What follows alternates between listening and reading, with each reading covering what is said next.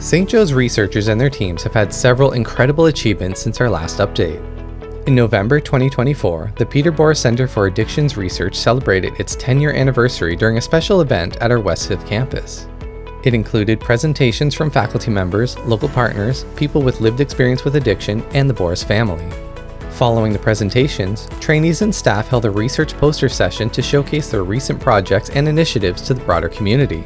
Since it opened, the Peter Borer Center has been supported by over $56 million in grants, and its publications have been cited well over 10,000 times. In March 2025, Dr. Lawrence Gbagbo was recognized for his contributions to HIV research with the Excellence in Research Award in the Epidemiology Public Health track, awarded by the Canadian Association for HIV Research and the Canadian Foundation for AIDS Research. Dr. Gbagbo is the director of the Research Methodology Center at St. Joe's and works as a research methods scientist in clinical epidemiology and biostatistics. In April, he was appointed as the co-editor-in-chief of the journal Pilot and Feasibility Studies. Shortly after, the Research Institute was named the 2024 Co-op Employer of the Year by the DeGroote School of Business, having supported several co-op students on the research administration team. Firestone affiliate Dr. Imran Satya was named the Canada Research Chair in Chronic Cough.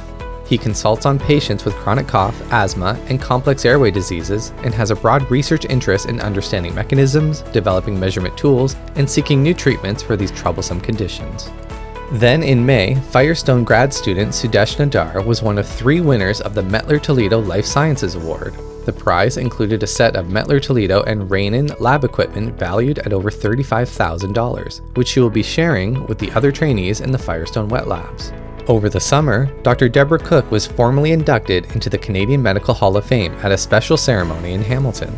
She was cited for her renown in pioneering research on ICU practices that have transformed outcomes for critically ill patients.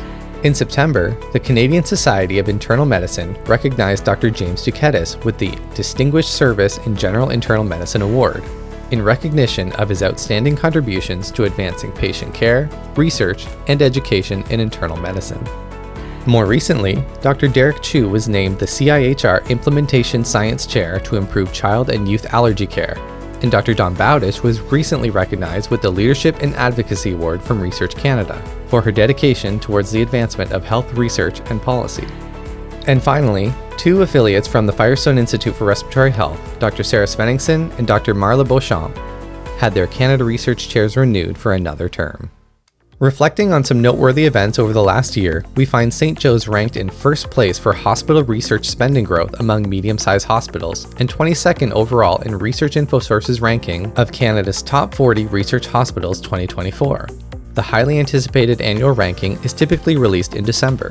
A study team that included St. Joe's researcher Dr. Benicio Fry is looking at alternative ways to administer lithium medication as treatment for bipolar disorder. Lithium has been used since the 1960s, but long-term use is associated with negative health repercussions. The study team's novel intranasal delivery method may promise fewer side effects for patients with bipolar disorder. Over the summer, a study of the Firestone Institute's severe asthma treatment protocols found that clinical remission was achieved in nearly 2/3 of patients, nearly doubling other leading asthma centers. Led by Dr. Param Nair, this highly individualized protocol includes an examination of advanced biomarkers that are only assessed in a handful of clinics worldwide. Additionally, advanced imaging and bronchial thermoplasty can be used. The study was published in the American Journal of Respiratory and Critical Care Medicine. And one of the most impactful stories of the year was an incredible $10 million gift from Mr. Thomas Kevill to support advanced vision research at St. Joe's King Campus.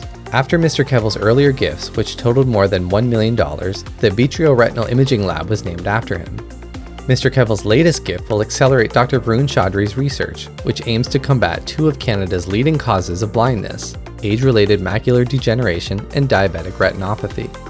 Researchers are using advanced retinal imaging and expert analysis to study thousands of scans, aiming to improve patient outcomes. By developing AI algorithms to detect early signs of eye conditions, they hope to personalize treatments and preserve vision longer. In light of his $10 million gift to advance vision research, the Hamilton Regional Eye Institute will henceforth be known as the Thomas Kevill Regional Eye Institute. For the latest research updates, visit us online at research.stjoes.ca.